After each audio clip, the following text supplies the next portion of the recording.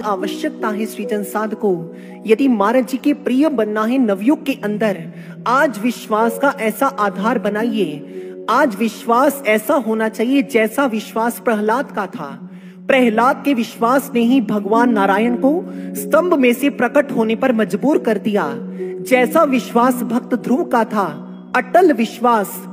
एक साधक का विश्वास कैसा होना चाहिए? एक साधक कहता है, जरा सी आंधियों से डर जाऊं, वो घर नहीं हूं मैं। मिथ्या शोर में दब जाऊं, वो स्वर नहीं हूं मैं।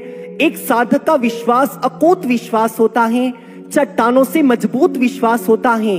एक साधक का विश्वास समुद्र की गहराइयों से भी गहरा होना चाहिए। एक साधक का विश्वास आकाश से भी विस्तृत होना चाहिए, अग्नि से भी प्रखर होना चाहिए। और विश्वास के बल पर हम बड़े से बड़े कार्य को आयाम दे सकते हैं और महाराज जी के विश्व शांति के लक्ष्य में सहयोग दे सकते हैं। इसलिए हे सृजन साधकों, आज आवश्यकता है हम महाराज जी पर पूर्ण विश्वास करते हुए भक्ति मार्ग पर आगे बढ़ते जाएं, क्योंकि महाराज जी ने किसी भक्त की अंतः अनुभूति में ये शब्द कहे कि भाग्यशाली हो मेरे बच्चों, इस युग के तुम हो सेनानी।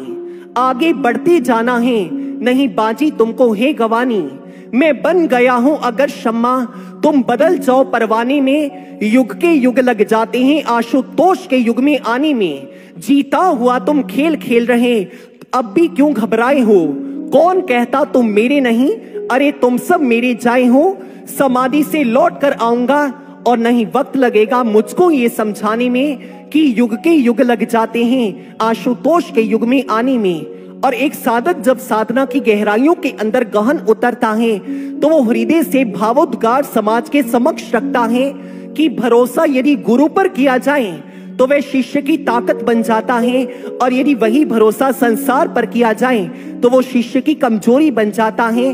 और आज हम महाराज जी पर पूर्ण और प्रखर और शुभ्र विश्वास रखते हुए भक्ति मार्ग पर आगे बढ़ते जाएं और महाराज जी की रहमतों को कभी हृदय से भुलाए ना।